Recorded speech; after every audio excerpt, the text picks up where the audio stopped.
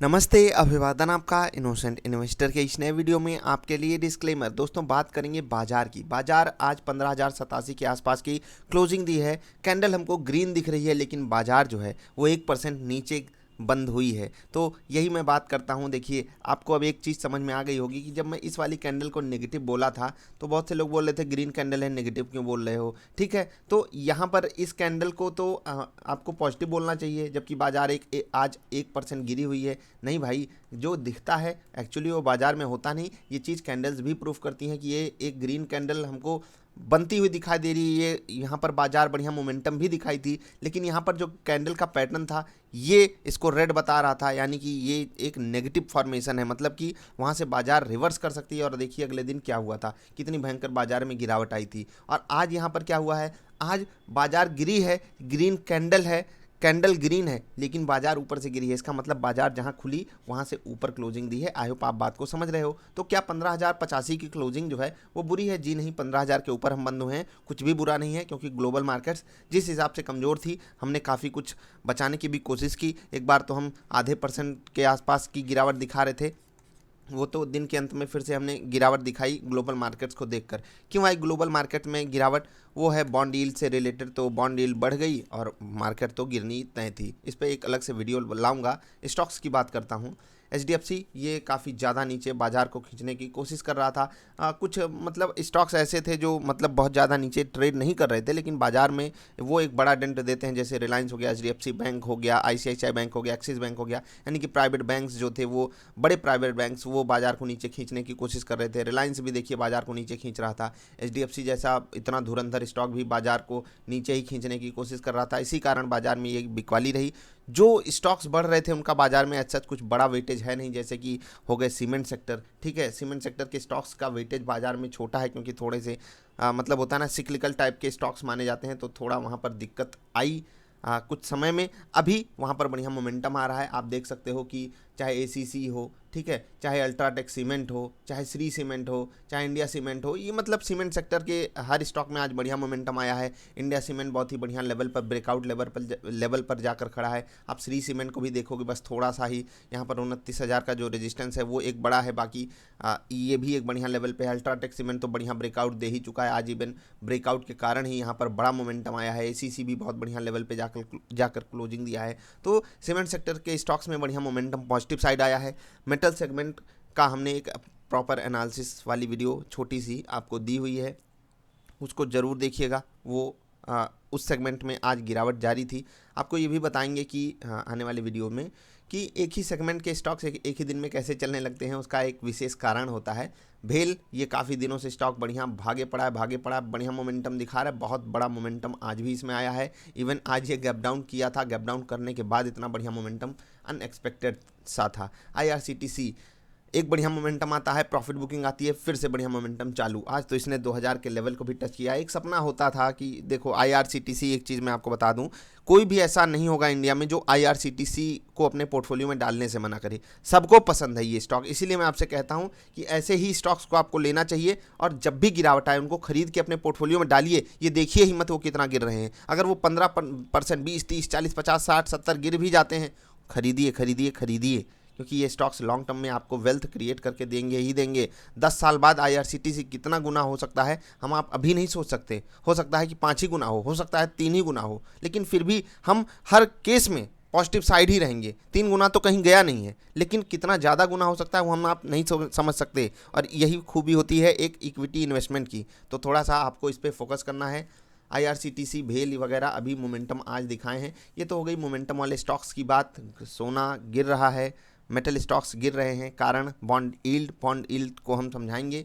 ढेर सारी चीज़ें एक दूसरे से आपस में कनेक्टेड होती हैं, उसी कारण मोमेंटम आता है। आज बाजार में एक्सपायरी का दिन था, वीकली एक्सपायरी। कल हमने आपको समझाया था कि आज बाजार जो है वो एक रेंज बाउंड मोमेंटम करने के लिए पूरी तैयार है। इससे पहले वाले दिन हमने आपको कहा था ट्रेंडिंग मार्केट होगी, और आज मार्केट रेंज बाउंड थी। आप 15 मिनट के चार्ट पे भी ये चीज़ डबल चेक कर सकते हो किस तरीके से आज बाजार चल रही थी। बढ़िया एक बार के लिए गैप डाउन करती है, फिर से ऊपर जाती है, फिर से आकर नीचे क्लोजिंग देती है। तो ऐसे सेशन का इंतजार सबको होता है। 15 मिनट की कैंडल पे सब कुछ स्मूथ दिखाई दे रहा है, लेकिन अगर यही कैंडल आप 1 मिनट की कैंडल पे करके देखोगे तो आपको सारी चीज़ें, सारी बातें समझ में आएंगी कि एग्जैक्टली आज बाजार में हुआ क्या है, रेंज बाउंड मोमेंटम को कहते क्या है। ठीक है, बाजार को अगर होता है ना कि एक वोलाटाइल सेशन देना है, एग्जैक्ट एक्सपायरी होती क्या है, नीचे आई प्रीमियम बढ़ेगा, फिर से ऊपर प्रीमियम बढ़ेगा, नीचे वाले प्रीमियम बढ़ेगा, ऊपर जाएगा, फिर होता है ये एग्जैक्टली सिचुएशन है। ऊपर जाएगा तो ऊपर वाले प्रीमियम खाने आ जाएंगे, नीचे आएगा नीचे वाले प्रीमियम खाने आ जाएंगे। ऑप्शन राइटर्स की आज मौज थी, मज़ा उन्होंने लिया जो इंट्राडे के दौरान ऑप्शन राइटिंग किए, और जो कल करके बैठे थे उनको तकलीफ हुई होगी, खासकर उनको जो अगेंस्ट नीचे जाने के पोजीशन बनाए रहे होंगे। खैर बढ़िया है, आज की क्लोजिंग भी अच्छी है। Let's hope for the best कि कल जो है बाजार जो है वो फ्लैट खुले और हम एक बढ़िया फिर से अपटिक मारें ऊपर की तरफ जाकर। जैसे कि मैं आपको बता रहा था, कल काफ़ी ज़्यादा लोग कह रहे थे कि बाजार ऑल टाइम हाइज को टच करने जा रही है। मैंने आपसे कहा था बाजार को पहले 15,000 टच करेगी, फिर ऑल टाइम हाइज पे जा सकती है, मतलब 15,500 की तरफ। ये मैंने आपको कल की वीडियो में बताया था, आप जाकर देखिएगा। खैर अभी हम इस वीडियो को ख़त्म करते हैं। आई होप आपको छोटा मोटा पॉइंट ऑफ व्यू मिल गया होगा बाजार का, कौन से स्टॉक्स नीचे खींच रहे थे, कौन से स्टॉक्स ऊपर खींच रहे थे।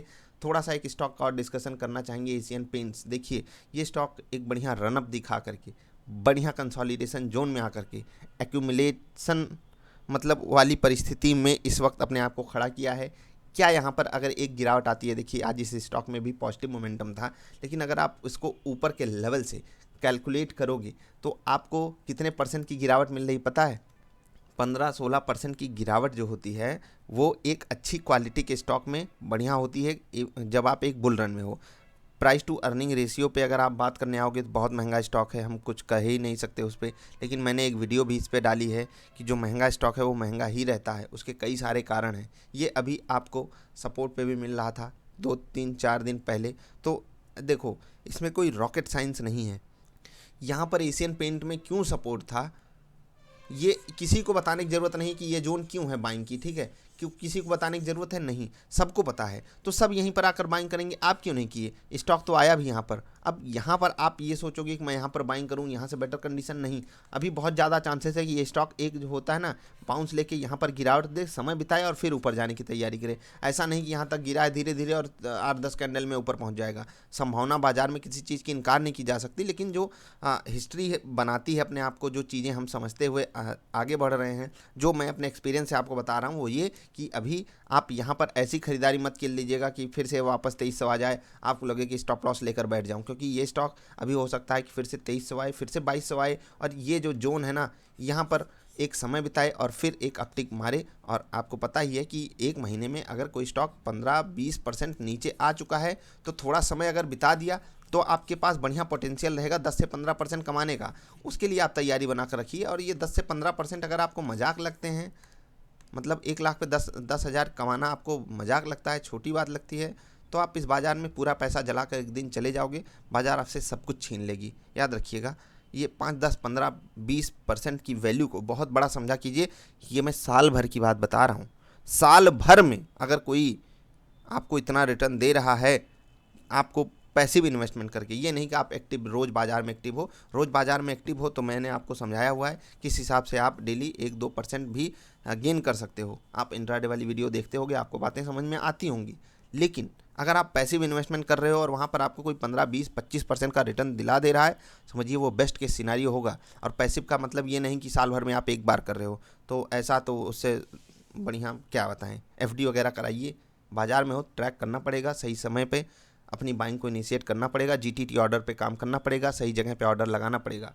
ठीक है, बहुत से लोगों के यहाँ पर GTT हिट हुए होंगे, मैं इसीलिए समझाता हूँ आपको। GTT ऑर्डर के चक्कर में आप थोड़ा सा कम पड़ा कीजिए, क्योंकि आप हो सकता है ऑर्डर लगा दो 2500 का GTT, अब 2500 लगाने के बाद वहीं पूरा समय बिता रहा है। आप इंट्राडे के दौरान हो सकता है 10 दिन बाद आ जाओ ट्रैक करने, 15 दिन बाद। ये नहीं कोई स्टॉक गिरा है ऊपर से नीचे, अगर ऊपर से नीचे आया कोई कारण होगा, फिर यहाँ समय बिताएगा, ऊपर जाने के लिए फिर एक कारण चाहिए होगा। ऐसा नहीं गिरा और फिर उठ गया, ये होता है, ऐसा नहीं होता है, लेकिन बहुत ज़्यादा चांसेस हैं, 60 से 70% चांसेस, और प्रोबेबिलिटी पे ही आपको काम करना चाहिए।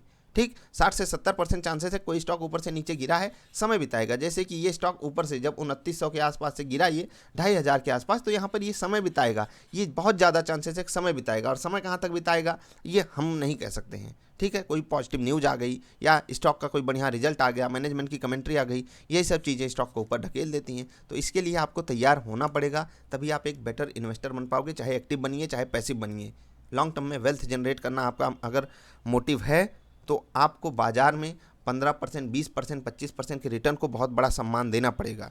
अदरवाइज आप एक दिन सारा पैसा जला लोगे बाजार में, बाजार सब कुछ छीन के आपको भगाएगी। याद रखिएगा। नमस्कार।